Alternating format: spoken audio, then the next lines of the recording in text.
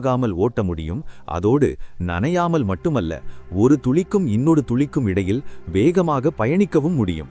கௌரவர்களும் பாண்டவர்களில் நகுலனால் மட்டுமே இதனை செய்ய முடியும்.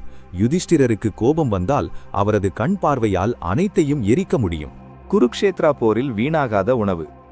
5000 ஆண்டுகளுக்கு முன்பு பாண்டவர்களுக்கும் கௌரவர்களுக்கும் இடையில் நடைபெற்ற குருக்ஷேத்திர போரானது போர்களுக்கெல்லாம் தாயாக இருந்தது. அனைத்து மன்னர்களும் நூற்றுவர்களோடோ அல்லது ஐவர்களோடோ இணைந்து போரில் ஈடுபட்டனர்.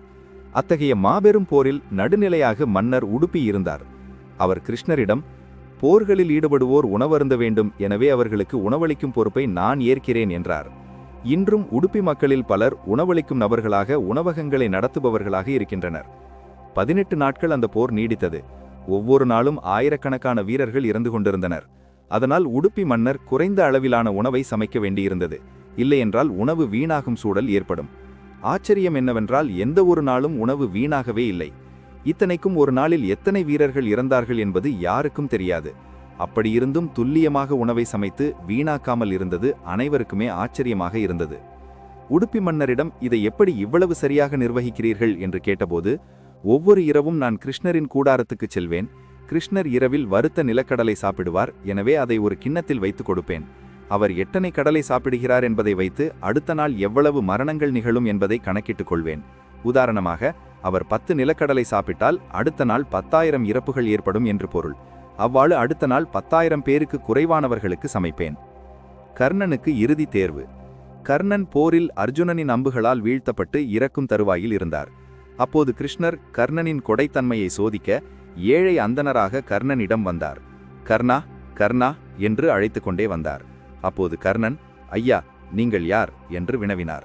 அதற்கு ஏழை அந்தணராக வந்த கிருஷ்ணர், கர்ணா, உனது கொடையை பற்றி அனைவரும் கூறியதை கேட்டு வந்தேன். தற்போது உன்னிடம் ஒரு யாசகம் வேண்டும் என்றார்.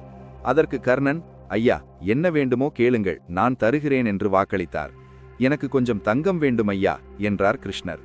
அதற்கு கர்ணன் தன் வாயை திறந்து பற்களுக்காக அணியும் தங்க கவசத்தை காட்டி, இதை நான் உங்களுக்கு தருகிறேன், இதனை நீங்கள் எடுத்துக்கொள்ளலாம் என்றார். விரக்தியின் தொனியில் கிருஷ்ணர், நான் உங்களின் பற்களை உடைத்து எடுத்துக்கொள்வேன் என்று எதிர்பார்க்கிறீர்களா? நான் அவ்வளவு கொடுமையானவனா என்று வினவினார். எனவே கர்ணன் ஒரு கல்லை எடுத்து தன் பற்களை தட்டி அந்த தங்கத்தை எடுத்து அந்த அந்தணருக்கு தானமாக வழங்கினார்.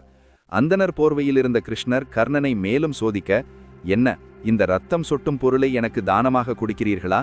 இதனை என்னால் ஏற்க முடியாது என்றார். உடனே கர்ணனால் அந்த அசைய முடியாத நிலையிலும், சுவாமி நில்லுங்கள் என்று தன்னுடைய அம்புகளை எடுத்து வானத்தை நோக்கி எய்தினார். அதனால் மழை பொழிந்தது. அந்த மழை நீரில் தன்னுடைய பற்கவசத்தை கழுவி தன் கைகளால் அவருக்கு வழங்கினார். கர்ணன்